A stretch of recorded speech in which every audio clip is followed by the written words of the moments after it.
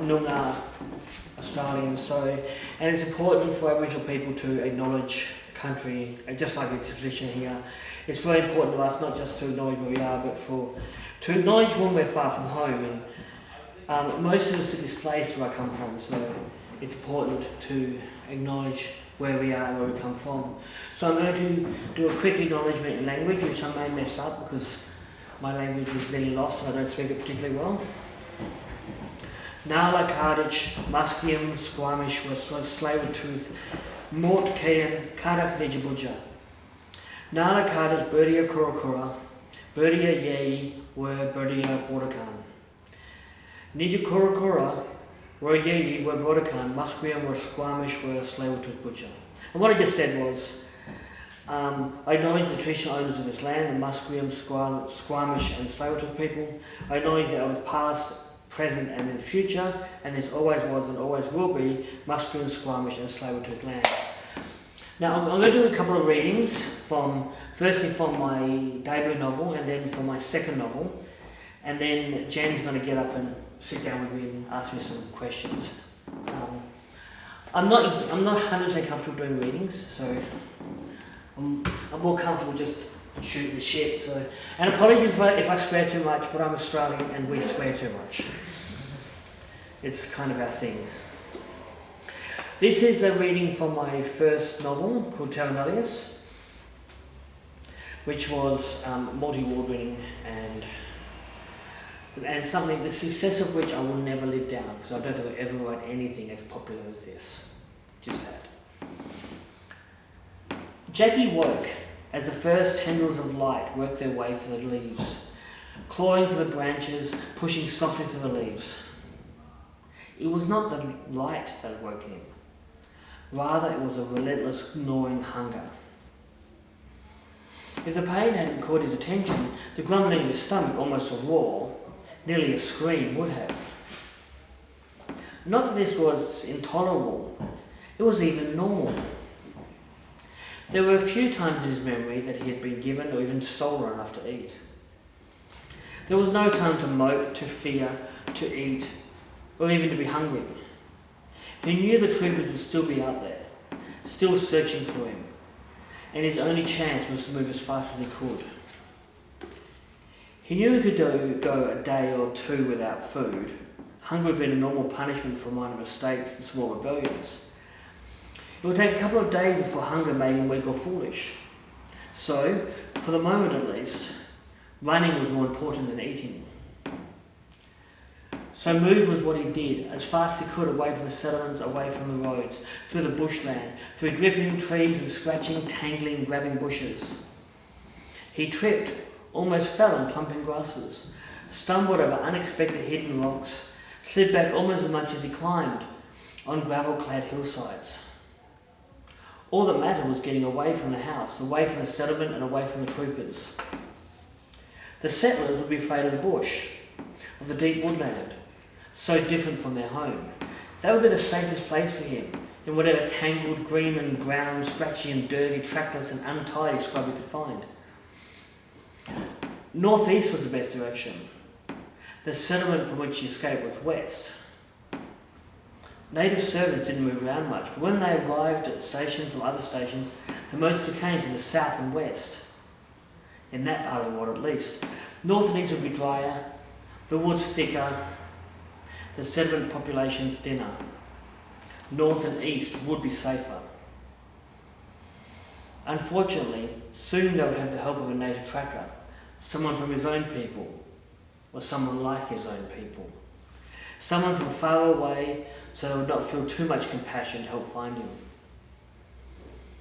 A good tracker, a skilled tracker, a clever tracker, would not make his escape as easy. He really had to get moving fast, but not too fast. He needed to be fast yet careful. No amount of speed would be enough. If he left signs of his passage, even settlers could follow. If he was careless enough, there would be trackers out there who would be able to track him even in the dark. He would never escape them.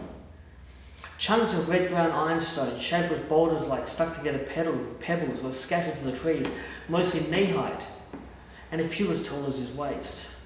He bounded from rock to rock as fast as he could. There were rumours of trackers who would not be fooled even by such a move. So he had to try something. Rain, if it would come, would be a mixed blessing at best. The hammering of water on the ground would clear some of his tracks away, making it harder even for a good tracker to find him. On the other hand, if it rained, it would not be as hot, and the settlers would travel easier. When the rain cleared, as it always does, the wet ground would hold tracks even better than when it was dry. Jackie knew he lacked the experience to decide what was best, not that it really mattered in the middle of a drought. He could wish for rain, but he was unlikely to get it. It was good to be out in the bush again, even though it was not his own bush, not the bush around his barely remembered home. He could not quite see those strange mind's eye, the forest back home. Yet he knew that his trees felt wrong. They were not his trees. That was all he had left of home, a half-lost feeling. Behind him now were the foreign-looking, alien-feeling houses of the settlers, the strange trees they'd planted to make it look more like wherever it was they'd come from.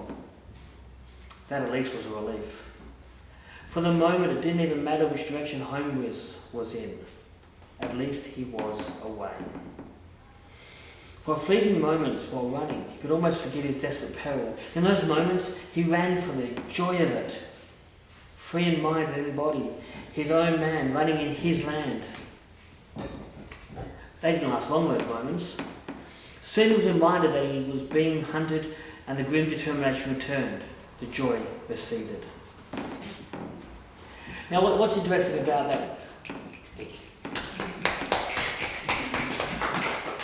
Interesting about the tracking is the stories of how good black trackers were came from my family, not as the people being tracked, but as trackers. There's a story of one of my ancestors who could track a dog through rocks. I don't know if that story is true, but that's the story we were told in my family. There was a tracker in our family, a woman, who could chase a dog through a field of rocks, somehow knowing which rock the dog had stepped on. And I thought, I find it interesting personally, these stories of how impossibly good Aboriginal trackers were that we tell. It's almost mystical and magical, and everyone has their magic. Now I'm going to jump ahead 3 books. That was my first book, and this is a reading from my most recent book. There's a book called Enclave, and strangely and unintentionally, I went with the second chapter of Terra Nullius for reading and the second chapter of Enclave. I don't know whether it's because I like second chapters or because they're both kind of what struck me today, but let's go. And this is kind of appropriate for today, looking out that window. The sky outside was ugly bright, throwing everything out the window into stark, nauseating contrast. Christine could clearly remember bright sunlit days that did not hurt, did not make her hate the day, did not force her to look for a hole to hide in with a blanket covering her face. This was not one of those days. The light fluttering through the window dug into her brain through her eyes like drill bits of ice. She had to be sick from some contagion or allergy, or it might have been the wine. It was probably the wine. Christine's hungover, feeble mind wondered if Mother always woke feeling like this. That would explain the expression she wore when she thought nobody was looking, Christine being nobody. It should be impossible to have a hangover like this and stay composed. It took too long to dress, to slug back her coffee, to make another in a keep cup, to change her shirt with one less bright, to pour more coffee down her throat, to not puke for pure will, to consider changing her clothes again and decide against it, to search for a keep cup to make coffee for the road and realise it was already full, to grab her stuff and head outside to the car. Her parents were waiting. Mother was already in the front passenger seat, showing no evidence of a hangover. She was upright, uptight, fake bright, sweet-smelling, stiff-necked as always. Hair perfect, clothes neat. Glasses as dark as deep tannic pools. As the depths of the bottom of the ocean. As Christine's mood. She thought it unfair that she was so bedraggled. And Mother showed no after effects. The car groaned and roared across town, white, cream, beige, off-white, off-cream, off-beige houses. All neat. The cleaners cleaning, the gardeners gardening, repairers repairing, other servants doing who knows what. Drones flew overhead at face height, keeping them safe. Security vans keeping eyes on the drones. Drones keeping eyes on the security vans. And everybody keeping watch on everybody else. Security vans were everywhere. Their windows as dark as Mother's glasses. There were few cars in their driveways. Most people took taxis or called a car. The car and taxi service in town had every sort of car imaginable, from zippy little things through the stretch limo to full bars. Mother must love those. Drivers would turn up almost immediately after they'd been requested, so soon that they appeared psychic. Christine felt sure that with enough practice, they'll learn to arrive even before being requested. She imagined someone not being aware they needed to go out until the car arrived. Quick floor. The safety net just kept getting smarter. She was smart too. She knew how it really did it. It listened and extrapolated, built profiles and calculated, used algorithms and machine learning, all fueled by esoteric cognitive mathematics, fed data from safety net social. Numbers were everything. They could explain the world. They could model thought. Christine knew if she could find the right equation, she could understand anything. A black van stormed past in the other direction so fast Christine barely made out the arrow-shaped A logo with the agency of matte black on the side, contrasting only against the gloss of the vehicle. Buzzing drones plagued the van, flying overhead on spinning rotors. Christine poked her tongue out at it, too late for the agency men to see, then back at Father's disapproving glare in the rearview mirror.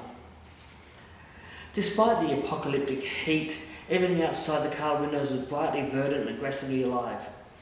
Sprinklers sprayed the air humid, casting shadows on the leaves and throwing small rainbows everywhere. The road was wet with spray, the trees and bushes in the front yard glistened.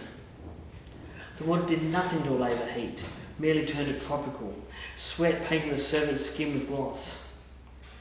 It was far too uncomfortable for people to be out in the streets. No doubt the taxi service was having a great day, taking people to the shopping centre, to their favourite cafes and bars, to anywhere machines kept the air temperature under control. Staring out the window, Christine watched a whirlwind dominate the middle of an upcoming intersection, swirling trash and spinning leaves into a gyre, taller than the surrounding buildings. The trash scattered like a flock of birds and the car hit it, and Christine turned to watch the loose funnel reforming behind them through the back window. They passed a church, a tall Gothic edifice of blue-grey stone and wrought iron. It looked older than anything around it in a way that Christine couldn't define. Being a Saturday, there were even fewer people at the church than normal, not that anyone Christine knew ever went inside. Although the whole town was nominally Christian, no one went to church except for weddings and funerals. She could see no point to church. They passed a party of people sitting under a tree in a front garden, on dining chairs around a cloth-covered table. The location chosen to ensure they could be seen. A portable air conditioner blasted cold air at the gathering, condensation beating on the glass of champagne like a snowstorm of glitter. Being at home on a Saturday was embarrassing, and the people in town had a morbid fear of shame. The only acceptable way to be home on a warm, bright Saturday was to hold a garden party or a barbecue. Christine knew Safety Net Social would be flooded with garden party photos on Sunday, and then next weekend's parties and the social photos would be competitively beautiful. Wordlessly, they passed across the white bulk of the shopping centre, than the carefully manicured cafe strip, where this shopfront sported ostentatiously different architecture, despite all of them being built at once. The clear glass walls of the leisure centre and swimming pool were so transparent they're almost not there, the people swimming visible.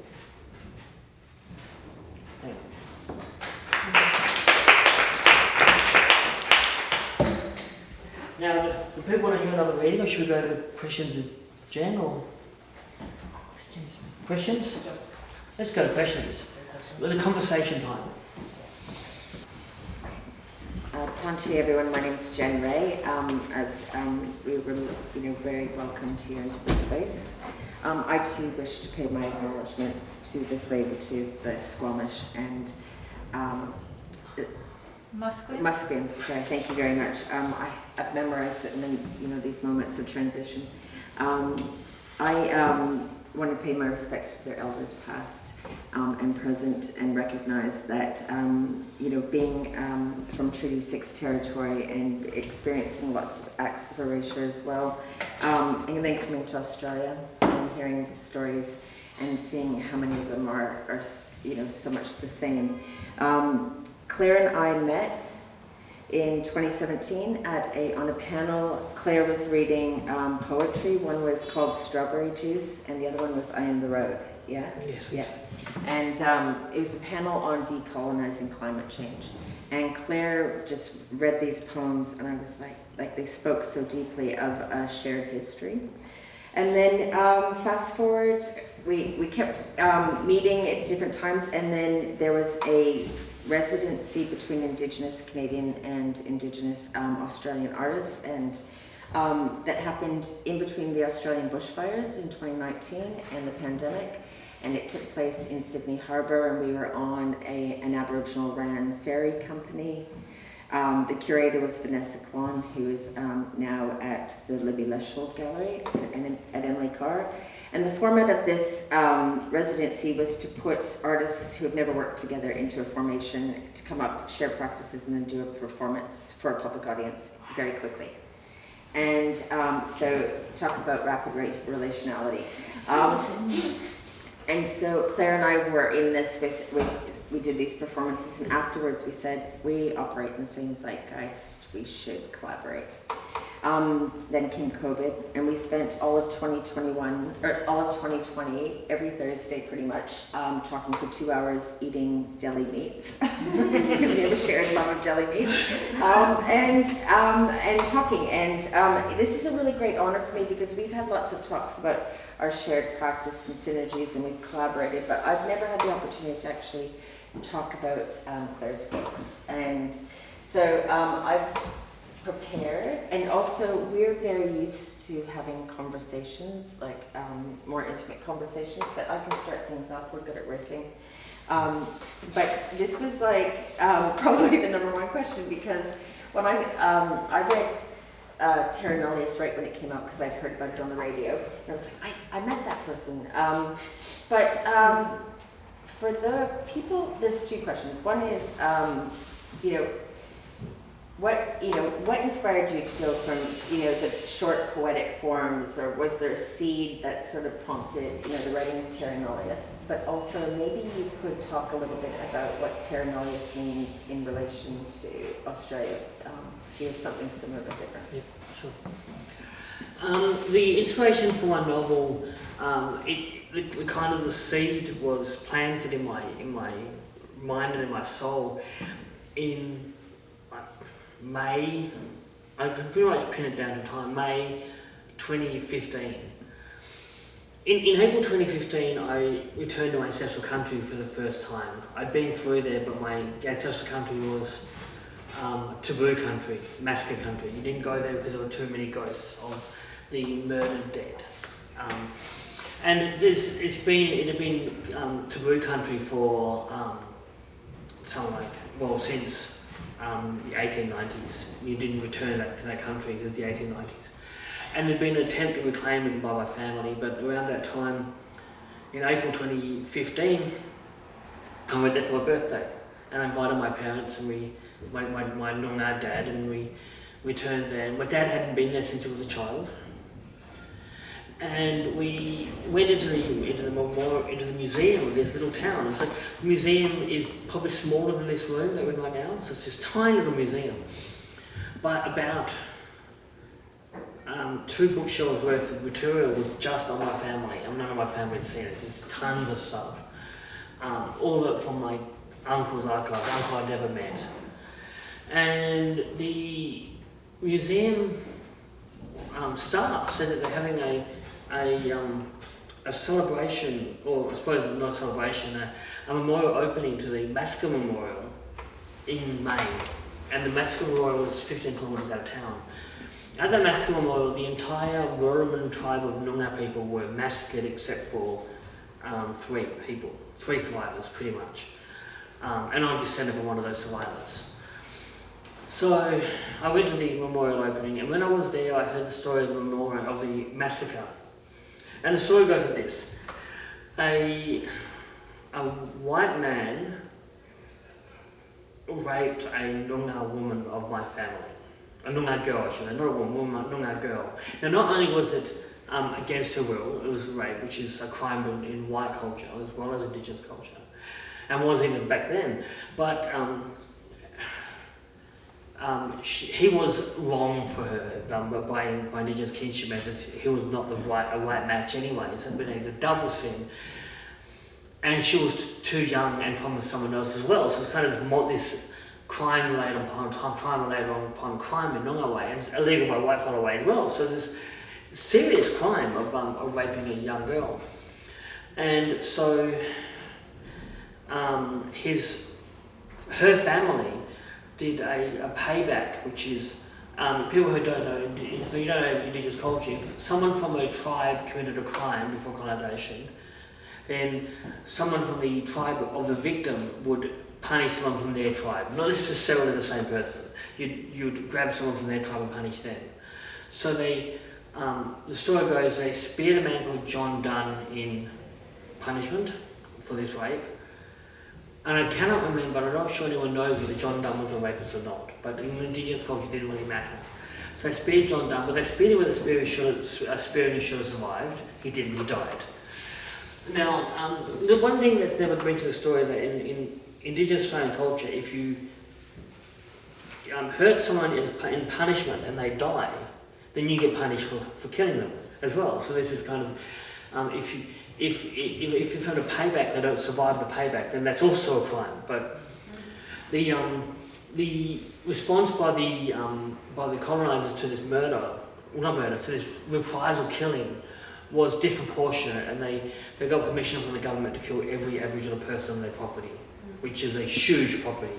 Probably almost, I reckon the size of that station was almost the size of Vancouver, and they killed every Aboriginal person on there. It was about 60 murders.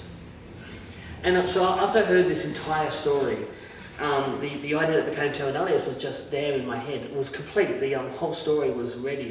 It's not exactly the story of what happened around then, but the kind of the question that Terra Nullius attempted to answer was, what if it was you?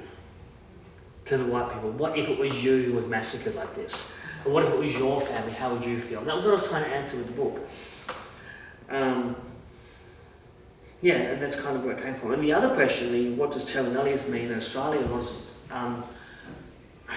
Nevin told me earlier that people in Canada are aware of the term. I didn't know if you're aware of it in Canada or not, as a rule. But Terra Nullius, in the way it's used in Australia, is when Aboriginal people tried to gain land rights, the government invoked the notion of Terra Nullius, which is that the land was empty when the colonisers came. Now there's a myth, and there's layers of mythology in Australian politics, and there's a myth that Terra Nullius was declared when they formed the colony, and it wasn't. There was no mention of Terra Nullius in anything forming the colony. It has been said later that the doctrine of Terra Nullius was an assumption. This assumption that the land was empty, rather than a statement that it was empty. And of course, if you've got empty land, that opens a place up to the so-called doctrine of discovery, which is if you're the first person to put your foot on empty land, it becomes yours. So there's layers of of nonsense around all this stuff. There's a theory that Cook claimed Australia by the doctrine of discovery, but Cook wasn't the first white person to set foot in Australia anyway. And there's a statement that Cook claimed Australia, but there's no evidence that ever happened. So there's just all these layers of mythology around this notion of where Australia came from, but it's all tied up to the concept of Terra Nullius, the fiction of an empty land, because there's been no land other than a small island empty of humans ever. It does not exist. So, in the Australian context, it's very complicated. Also, in the Australian context, we had to have because we never had treaties in Australia, we had to have a court case to overturn Terra Nullius as a concept before we could start having land rights. And the court case was called the Marlborough case. It was in the early 90s. I don't know which question to ask you next based on what you just said, but I'm going to go with this one. Like, just knowing from your practice that you often have the conversations that others aren't willing to have, and you do it through speculative fiction, you do it through social media, you do it through articles in sort of different newspapers and magazines, but I'm just wondering about Terra Nullius specifically, like its reception with the community, but also in the broader community, and from the time it was released to now it being one of your best-selling books, and it's on university reading lists and so forth. Well, when I wrote Terra Nullius, I wanted to write a novel. I think a lot of people want to write a novel. I think if you speak to, I think someone did a survey, and the single most popular dream job was novelist in the UK. They did a survey, and of course the joke from novelists is clearly that people say they've never written a novel, because it is not an easy job and it is not fun, and it's in so many ways not worth it. Writing a novel is pathology, not a career. But I wrote Terra Nullius, and my intent was, and I've said this a thousand times, and it sounds almost trite, but it's true. I didn't intend to change the world. I intended to change at least one other person beside myself. I thought if one person reads Terra Nullius and goes, wow, I see things differently now, then that's all I wanted. And so of course I have changed people, and I suppose the biggest, in a way, the biggest effect has been it's now taught not just in university, but it's taught in high schools, which is once you're taught in high schools in Australia, you're pretty much the canon, right? In Australia, once they think you're good enough to, your books are good enough to taught in literature class in high school, well, that's it. You're the dominant literature now. You're not a nobody anymore. But that in a way is not the most recognisable impact of my book.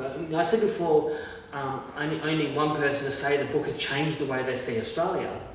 And I've had that a lot of times, but I also had that specifically from Hugh Jackman, who went on his social media and said, everyone should read this book, it'll change how you see the country. So Hugh Jackman said that has affected him the way I wanted it to affect people. So I've had one person, just happens to be one of the best known actors in history, or in the current world, has said that it did exactly what I wanted it to do. So I think I can consider that a success. But it's, in a way, it's a bit of I'm a bit of a victim of the success as well, because everything I do now is compared to Terra Nullius. It's like when a rock star's best album is their first.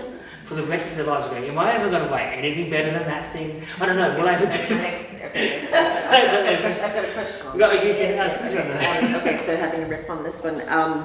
So we've had lots of conversations about oral culture and the passing on of stories, and that they're fluid, and it's it carries the context, and Tyson Yunkaporta, who's also an Aboriginal writer in Australia, have a really fantastic book called Sand Talk.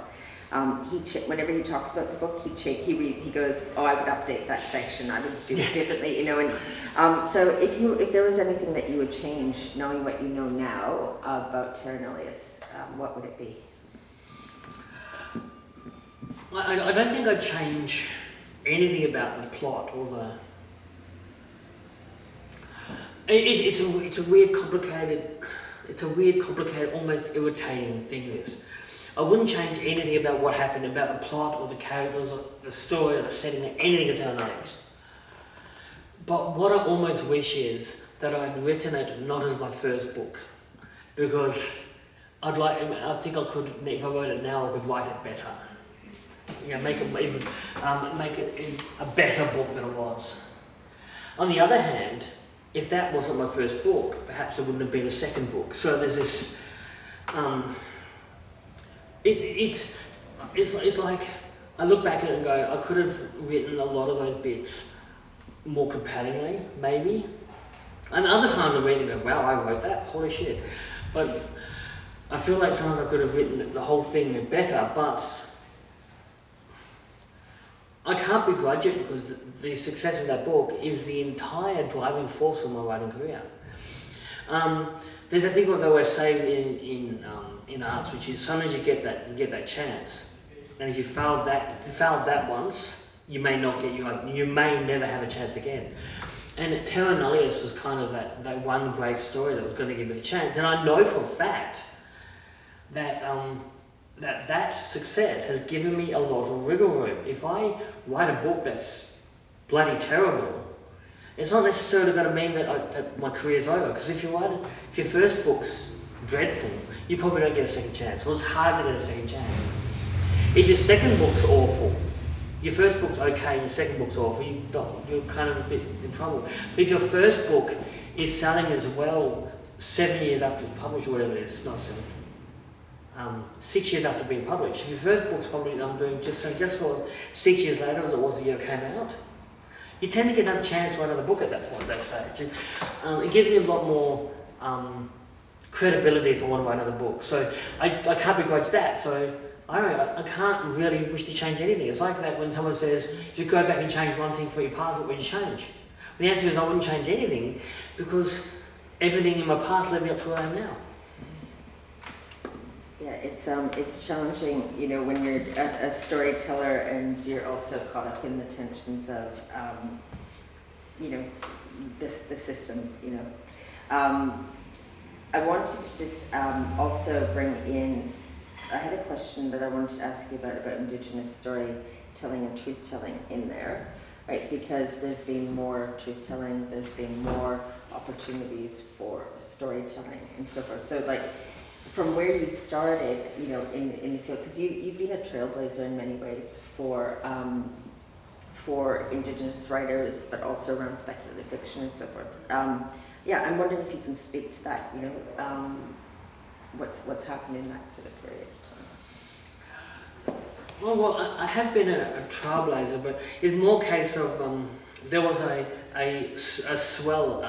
big upswelling of Indigenous writing since it's been earlier than that, but since sometime in the 90s, there's been this kind of upswelling of Indigenous writing, and I was just there in a way to catch the wave as it crested, and that came up from people before me.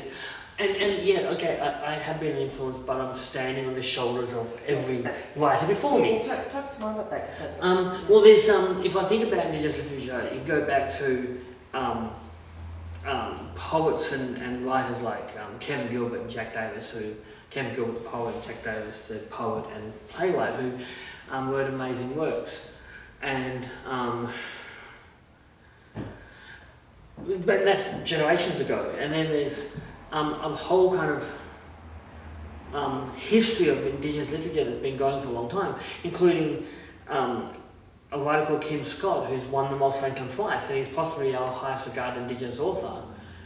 Him or Alexis Wright, they really had a mass swelling and cresting of a wave, like in the 2000s. And there's been this kind of building up and building up and building up, and then there's been such things as the Black and White Prize, which I won with Terra Nullius, which got me published, and there's been the Unipon Award, which is a similar award in Queensland also, which publishes books.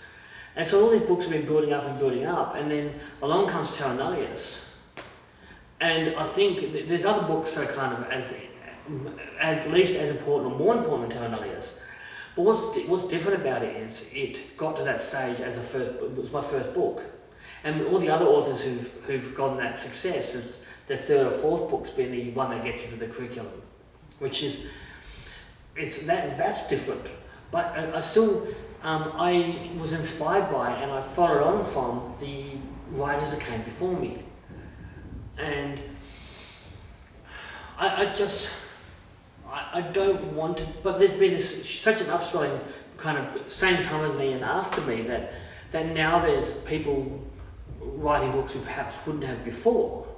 And that's something I'm kind of proud of, because I think the more cultural variety in the voices being published, the better for everybody. Not just for the minority people being published, but when more Indigenous books or more like African diaspora black books are published, or more books from people from the Asian diaspora are published. And the more books that are published from diverse backgrounds, the better, because then you've got people you've got more opportunities for voices, and but that's empowered. But every book drives the book that comes after it, and that's important, I think. Just even adding, so like you've given examples of like Australian Indigenous speculative fiction writers, so Alexis Wright and Kim Scott, but you've also been compared to Margaret Atwood, Canadian Margaret Atwood, as well as Octavia E. Butler. Like, how does that read with you in terms of other science fiction writers, speculative fiction writers, and maybe even thinking about dystopic views of the future? It's a kind of a problematic tension between being compared to other writers. You look at it and go, oh, I'm being compared. I'm not sure what I think of being compared to somebody else, because I don't want to be the Australian Margaret Atwood. I want to be me. On the other hand, it's a common tactic in marketing or in reviews to refer to somebody by referring to somebody else. Oh, this person is like blah. So that people who are fans of Margaret Atwood might pick up my books. And interestingly, and this is this could be a potentially embarrassing thing to say, but I don't really care at this point. I had not read Margaret Atwood before I wrote Terra Nullius, which was compared to Margaret Atwood. So it's like, that's an odd thing. I have since read Margaret Atwood, but it's just I've never read. I'm a big fan of speculative fiction. My speculative fiction choice was perhaps maybe slightly more lowbrow than that. Let's put it that way. But I don't think there's anything wrong with that. But on the other hand, if you're looking at references, I was always a fan of J.G. Ballard. It's a bit unfashionable to mention now because a white dude. But there's nothing wrong with taking the tools of the white dudes and using it to beat up white dudes. There's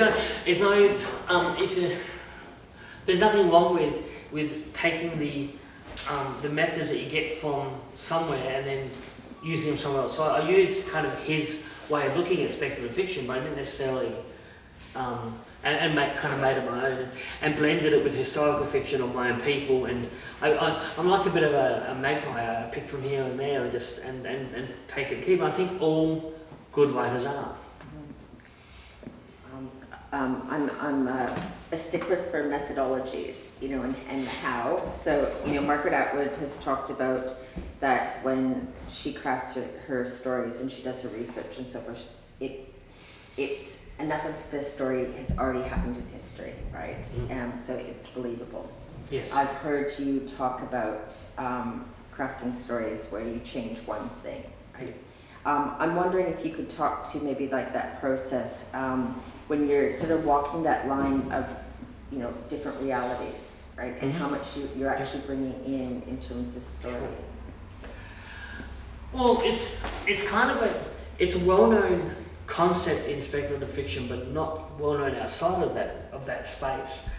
That the most believable world you can make is one where you start with the current world and change one thing.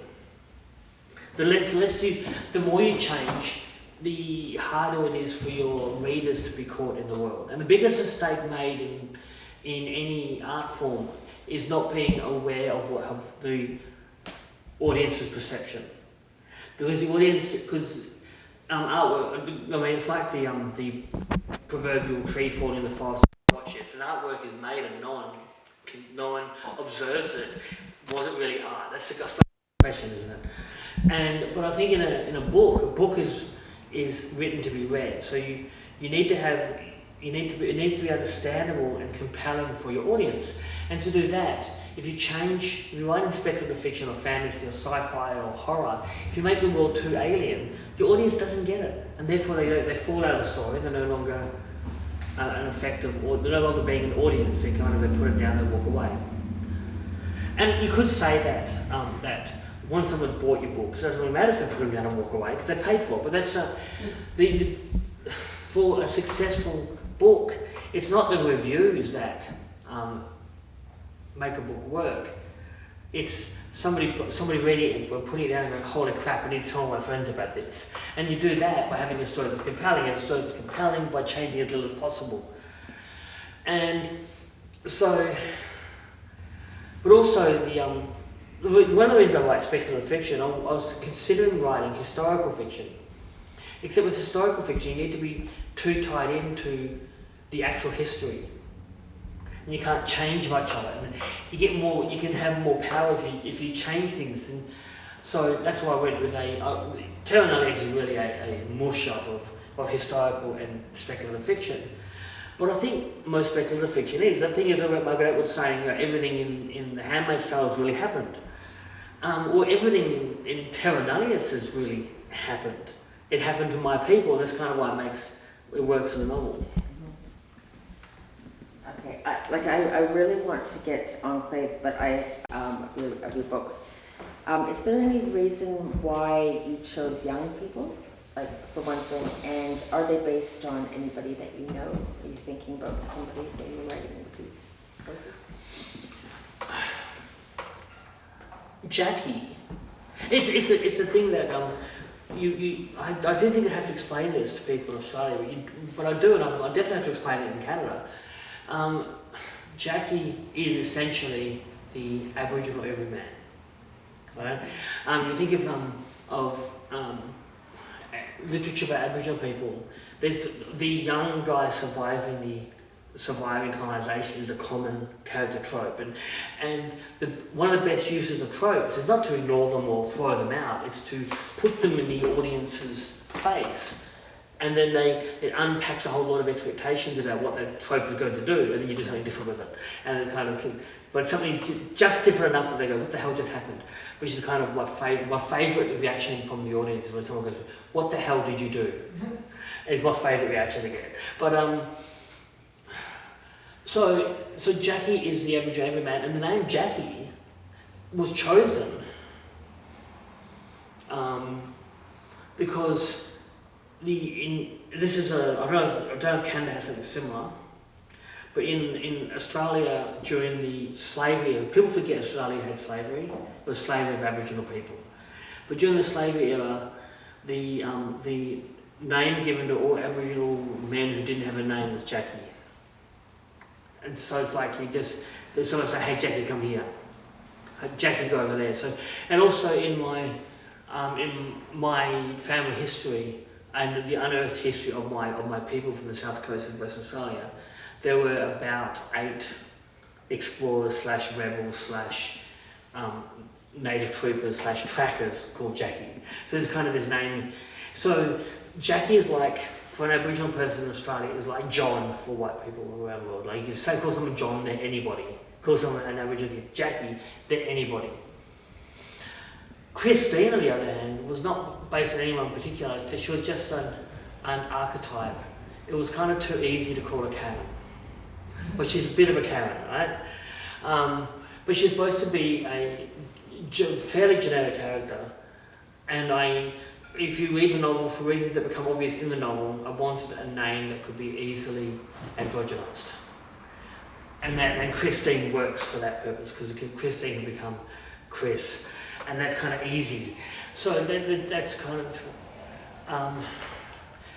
and so that's kind of the reason why. But Christine's not based on anyone particular. She's based on a kind of agglomeration of about 400 million women I've met who are, there's certain things that are certain commonalities of the type that Christine was named fit.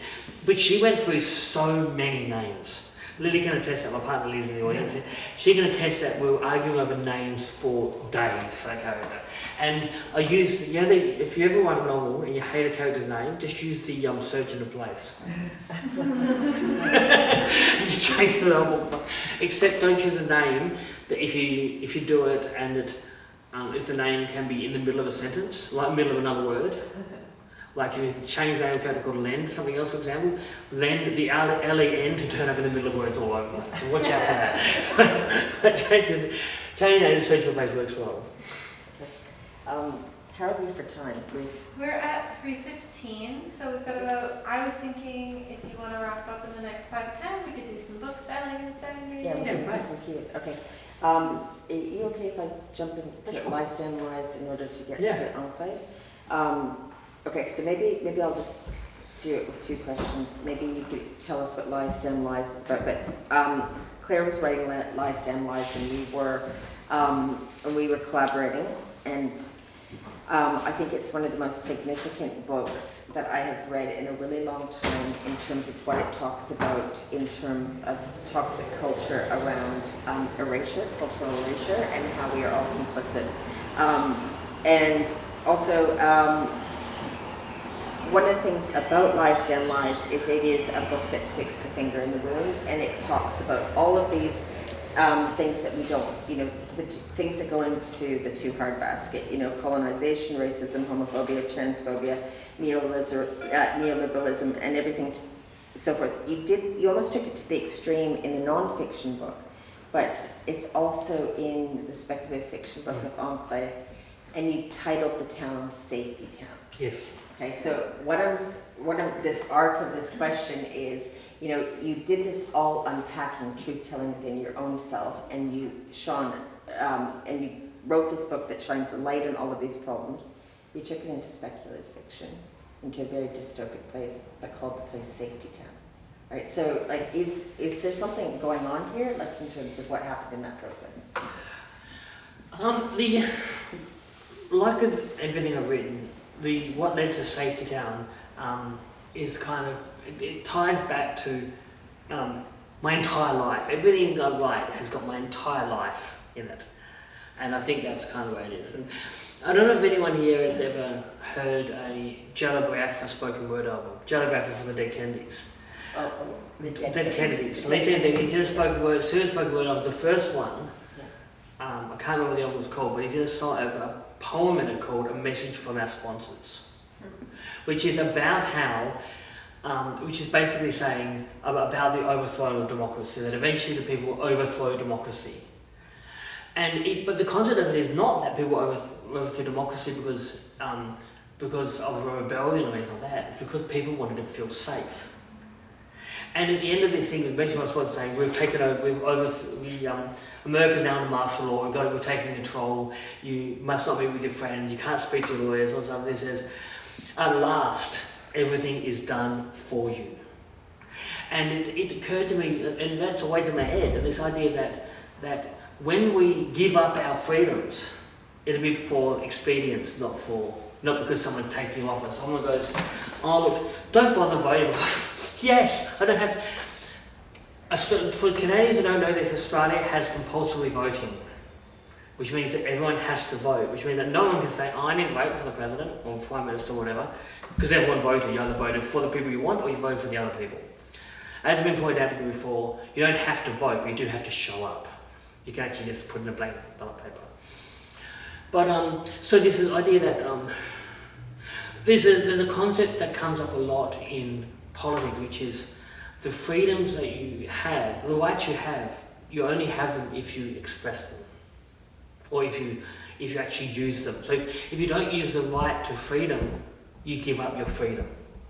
And people often give up their freedom in the name of safety. And that's kind of why it's called Safety Town. It's the idea that safety is freedom is frightening. right? Being free, people talk about freedom, but freedom is, when you've got real freedom, it's terrifying, and people don't really want that. They say they want freedom, but they don't. And I want freedom, and I'm not afraid to be afraid. I'm not afraid of fear. So that's why it's called Safe Town. Okay, oops, there we go. Hey. So, do you want to take it? Are there any questions from anybody in terms of what we've chatted about? Oh, I have many. But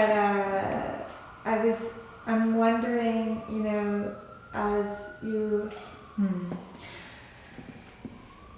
I'm wondering as you're speaking about your first novel and things, I guess, being put into, how do you feel about being put into the Australian canon? If the canon is something that has been, in the Canadian context, the canon has for a very long time been a violent thing. And so now that you are represented there, is that a comfortable place to be?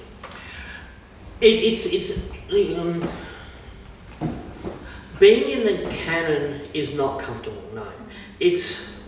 I make a lot of weird references every one I might not get, but so I have to explain them. When I'm making Pirates of the Caribbean, Johnny Depp and Jeffrey Rush were having a conversation. According in the making of, they talk about this. They had a conversation where they said, "We're both making a Disney movie. What the hell?" Mm-hmm. And Jeffrey Rush said, "Let's act like we're paratroopers parachuting behind enemy lines to see how much damage we can do." And that's kind of how I think of it. If they're going to put me in the canon, it's going to do damage to the colony, because the canon has been violent. It's erased non-white voices. It's like in Queensland, where my book is in the high school curriculum, and it'll probably end up in other states now, because once it's in one, it kind of spreads across all the states, all the 6 states or so. So in Queensland, the book list for literature says there must be 6 books on the list, one of which must be First Nations book, and 2 of which must be Shakespeare. And so the fact that Shakespeare must be on the list is itself a form of violence against people of colour. Shakespeare is old, racist, sexist work, and it can be seen as nothing but. And I have argued before, and I did this at a festival. They did a section at a writers' festival. They asked for provocative speeches. And my provocative speech was basically why we need to get rid of Shakespeare to make room in the canon for somebody else. Which I had 2 reactions to that. One reaction was, hell yes, that is so true. As long as Shakespeare takes up so much space, there's not room for anyone else. And how people say, but Shakespeare's so beautiful. I mean, we're allowed to think both those things. But just the idea that we need to make room in the canon, we're getting rid of the old white dudes is a valid point to make. So I'm not comfortable in the canon of Australian literature, if indeed that is where I am. But it being in high school curriculum, I pretty much am. That's kind of what that means. If you're being taught literature, you are kind of the canon automatically. I'm not comfortable there at all. I'm a working class brown kid from the bush. But I think someone has to do it. And funny thing is, when they added my book to the literature list, they removed a book by Kim Scott, because they have to have one Aboriginal book. That means they have one Aboriginal book. So they put me on the list and removed Kim Scott, and he's my cousin. So they put me on the list and removed my Noongar cousin from the list at the same time. So it's like this. It's like, what does that mean? What do you do with that? Any other questions, I should say? Any other questions?